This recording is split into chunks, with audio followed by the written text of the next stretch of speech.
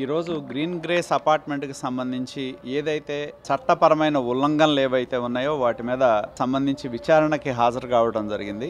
ముఖ్యంగా Aditya infra project అనే వాళ్ళు మొదలు పెట్టినప్పుడు ఎన్విరాన్మెంటల్ క్లియరెన్స్ అనేది ఏదైతే ఇచ్చారో దానిలో ఉన్న పేర్కొన్న కండిషన్స్ ఏవైతే ఉన్నాయో ఆ కండిషన్స్ ని ఏ విధంగా ఉల్లంఘించారు అనేది బోర్డు ముందు స్పష్టం చేయడం జరిగింది. ఎందుకంటే ఎన్విరాన్మెంటల్ క్లియరెన్స్ తర్వాత ఎవరైనా ప్రాజెక్ట్ మొదలు పెట్టాలి అంటే పొల్యూషన్ బోర్డు నుంచి కన్సెంట్ ఆఫ్ ఎస్టాబ్లిష్మెంట్ తీసుకోవడం అనేది తప్పనిసరి. కన్సెంట్ ఆఫ్ ఎస్టాబ్లిష్మెంట్ తీసుకోకుండా ప్రాజెక్టు నిర్మాణం చేపట్టడం, అదే విధంగా దానిలో ఏదైతే పీరియాడికల్ రిపోర్ట్స్ పొల్యూషన్ బోర్డుకి గవర్నమెంట్ ఆఫ్ ఇండియాకి సబ్మిట్ చేయటం, అదే విధంగా ప్రాజెక్టు స్కోప్ గనక మారితే ఫ్రెష్ గా పర్మిషన్ తీసుకోవాల్సిన అవసరం ఉంటదనేది చెప్పటం, ఏదైనా వైలేషన్స్ ఉంటే ఈసీని క్యాన్సిల్ చేసే అధికారం కూడా ఉంది. అలాగే ఏదైతే ఎయిర్ వాటర్ పొల్యూషన్ యాక్ట్ ఏదైతే ఉందో వాటర్ యాక్ట్లు ఉన్నాయో వాటి నియమ నిబంధనలు ఉల్లంఘించి green grace apartments Bajrang urban infra limited నిర్మాణాలు చేపట్టింది ఏ విధంగా వైలేషన్స్ చేసిందనేది బోర్డు ముందు కమిటీ ముందు ఉంచడం జరిగింది. మేము స్పష్టంగా డిమాండ్ చేసింది ఒకటే, ఏ విధంగా ఆ యొక్క కండిషన్స్ ఏవైతే ఉన్నాయో వాటిని ఉల్లంఘించడంతో పాటు ఎటువంటి అనుమతులు లేకుండా, మరి గతంలో కూడా నేను చెప్పడం జరిగింది, ఏదైతే రైల్వే ఎన్ఓసిని క్యాన్సిల్ చేయటం, రైల్వే ఎన్ఓసికి ఏమో గ్రౌండ్ ప్లస్ 5 ఫ్లోర్లని రైల్వే ఎన్ఓసి తీసుకొని 14 ఫ్లోర్లు కట్టడం, రైల్వే ఎన్ఓసి నియమ నిబంధనలకు విరుద్ధంగా నిర్మాణాలు చేపట్టడం మీద కూడా విచారణ జరిగింది. నివేదిక కోసం ఎదురు చూస్తూ ఉన్నాం. అలాగే ఫైర్ ఎన్ఓసి కూడా తమకున్న అధికారాన్ని 5 సంవత్సరాల కాలంలో తమకున్న అధికారాన్ని ఉపయోగించి ఫైర్ ఎన్ఓసిని కూడా మరి కట్టే స్ట్రక్చర్లతో సంబంధం లేకుండా జస్ట్ ఎన్ఓసిలు ట్రాన్స్ఫర్ చేసుకోవడం జరిగింది. దాని మీద కూడా ప్రభుత్వ విచారణ కోరడం జరిగింది. అలాగే ఇవాళ పొల్యూషన్ కంట్రోల్ బోర్డుకు సంబంధించిన నియమ నిబంధనలు ఈసీలో స్పష్టంగా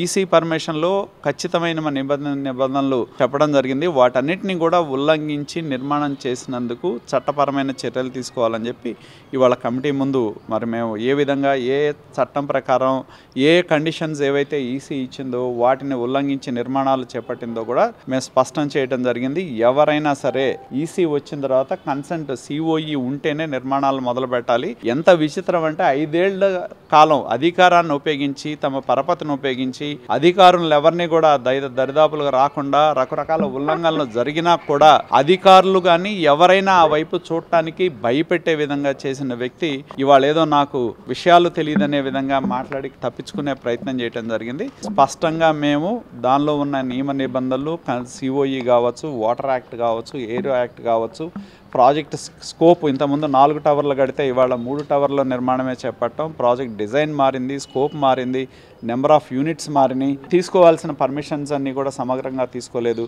దానివల్ల ఏంటంటే మధ్య తరగతుల దగ్గర నుంచి డబ్బులు వసూలు చేసి మరి ఈ వైట్ కాలర్ క్రైమ్ కంటే ఎక్కువ రాజకీయ రంగు అనేది వేసుకొని దాన్ని ఎటువంటి పర్మిషన్లు లేకుండా మార్కెట్లో అమ్మకానికి పెట్టి అమాయకుల దగ్గర డబ్బులు వసూలు చేసిన గ్రీన్ గ్రేస్ అపార్ట్మెంట్ యాజమాన్యం మీద చర్యలు తీసుకునే విధంగా కూడా మేము ముందుకు వెళ్ళాలని కోరటం జరిగింది. ఎందుకంటే ఈ మధ్యన కాలంలో పక్కన రోడ్డు ఉంటే మరి పాపం ఒక ఆయన కొత్త కారు కనుక్కున్నాడు. మన వర్షానికి ఆ కారుతో సహా వెళ్ళి గుంటలో పడింది. అయినా అధికారులు ఎవడో కూడా దాని వైపు చూసే సాహసం చేయలేదు. కాబట్టి ఎందుకంటే అధికార యంత్రాంగాన్ని అంతా కూడా గత 5 సంవత్సరాల కాలంలో తన అన్న మంత్రి కావచ్చు, ఈయన దౌర్జన్యాల వల్ల కావచ్చు, మరి వాళ్ళని చెప్పు చేతల్లో పెట్టుకొని అక్రమ నిర్మాణాలు చేయడం జరిగింది. కాబట్టి ఆ వైలేషన్స్ ఏ విధంగా, నేను ఇక్కడ కూడా చెప్తున్నా, రాజకీయాల గురించి నేను మాట్లాడతా, చట్టపరమైన మీరు తీసుకున్న అనుమతులు ఏవైతే ఉన్నాయో వాటికి విరుద్ధంగా ఏ విధంగా ఎటువంటి అనుమతులు లేకుండా నిర్మాణాలు చేపట్టారు అనేది మేము స్పష్టంగా కమిటీ ముందు నివేదించడం జరిగింది. దానికి అనుగుణంగా ఎయిర్ యాక్ట్ కావచ్చు, వాటర్ యాక్ట్ కావచ్చు, ఈసీ వైలేషన్స్ కానీ దానికి అనుగుణంగా చట్టపరమైన చర్యలు తీసుకోవాలని చెప్పి కూడా మేము డిమాండ్ చేయడం జరిగింది. అధికారులకి అందరికీ మేము ఫిర్యాదు చేయడం జరిగింది. ఈవెన్ ఏదైతే ఫైర్ ఎన్ఓసి ఏదైతే ఉందో దాన్ని కూడా చట్ట విరుద్ధంగా గతంలో మనం చూసాం.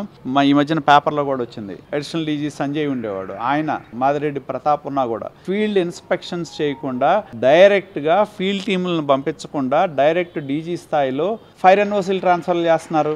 ఎవరైనా ఫైర్ ఎన్ఓసి ట్రాన్స్ఫర్ చేయాలంటే జిల్లా స్థాయిలో ఉన్న ఫైర్ టీం ఏదైతే ఉందో వాళ్ళు వెళ్ళటం, పర్మిషన్ తీసుకుందేంటి, ఫైర్ ఎన్ఓసి తీసుకుందేంటి, నిర్మాణాలు ఏం జరుగుతూ ఉన్నాయి, ఈ రెండింటికి మధ్యన పొంతనుందా లేదా, వైలేషన్స్ ఏమున్నాయనేది చూసిన తర్వాత ఫైర్ ఎన్ఓసి ఇచ్చేవాళ్ళు. కానీ దీన్ని సంజయ్ ఉన్న దగ్గర నుంచి దాన్ని సెంట్రలైజ్ చేసి ఫీల్డ్ ఇన్స్పెక్షన్స్ లేకుండా ఎన్నో నిర్మాణాలకి ఫైర్ ఎన్ఓసీలు ఇచ్చారు. దాని మీద కూడా మేము ప్రభుత్వానికి ఫిర్యాదు చేయడం జరిగింది. దాని మీద కూడా ఎవరైతే ఫైర్ ఎన్ఓసీలు కళ్ళు మూసుకొని చట్ట విరుద్ధమైన నిర్మాణాలు ప్లాన్లు మార్చినా కూడా ఇచ్చారో దాని మీద చర్యలు తీసుకోవాలని చెప్పి మేము ప్రభుత్వానికి ఫిర్యాదు చేయడం జరిగింది. దాని మీద కూడా సమగ్ర విచారణ ప్రభుత్వం చేపడుతుందని చెప్పి కూడా తెలియజేస్తా ఉన్నాం. కమిటీ ముందు మేము స్పష్టంగా చెప్పింది ఏంటంటే, ఏదైతే ఆదిత్య ఇన్ఫ్రా పేరు మీద తీసుకున్న ఈసీ ఏదైతే ఉందో అది ఏలూరు జూట్ మిల్ పేరు మీద ట్రాన్స్ఫర్ అయింది. ఆదిత్య ఇన్ఫ్రా పేరు మీద తీసుకున్న ఈసీలో స్పష్టంగా కొన్ని కండిషన్స్ చెప్పారు. ఏమని? కన్స్ట్రక్షన్ మొదలుపెట్టే ముందు కన్సెంట్ ఫర్ ఎస్టాబ్లిష్మెంట్ తీసుకోవాలి అని చెప్పి. కన్సెంట్మెంట్ ఎస్టాబ్లిష్మెంట్ ఎప్పుడు తీసుకున్నారు? Pollution control board regional officer వెళ్ళి ఇన్స్పెక్ట్ చేసి షోకాజ్ నోటీస్ ఇస్తే ఇప్పుడు అప్లై చేశారు. అది కన్స్ట్రక్షన్ మొదలు పెట్టే ముందు చేయాల్సింది. ఇప్పటికి 2 టవర్లు అయిపోయి 3వ టవర్లో పునాదుల్లో ఉన్నప్పుడు అప్లై చేయడం జరిగింది. అది క్లియర్ వైలేషను. అదేవిధంగా ప్రాజెక్ట్ స్కోప్ మారితే ఖచ్చితంగా ఫ్రెష్ ఈసీకి వెళ్ళాలి. దాన్ని కప్పిపుచ్చడం జరిగింది. అదేవిధంగా ఏదైతే వాస్తవాలు పీరియాడికల్ రిపోర్ట్ సబ్మిట్ చేయాలి ఎవరైతే కట్టేవాళ్ళు, ఇంతవరకు పీరియాడిక్ రిపోర్ట్ సబ్మిట్ చేయాలి. ఎవరైనా వస్తే చాలు భయపెట్టడం ఆనవాయితీగా మారిపోతా ఉన్న పరిస్థితి. భయపెట్టి 5 ఏళ్ళు ప్రతి ఒక్క అధికారిని భయపెట్టి అక్రమంగా నిర్మాణం చేసి ఇవాళ చేస్తూ ఉన్న పరిస్థితి మనం చూస్తూ ఉన్నాం. ఈ ఏవైతే నియమ నిబంధనలు ఈసీకి అనుగుణంగా లేవో వాటి మీద చర్యలు తీసుకోవాలని చెప్పి మేము చెప్పడం జరిగింది. అదేవిధంగా air act, water act violations అనేవి చాలా తీవ్రమైనవి.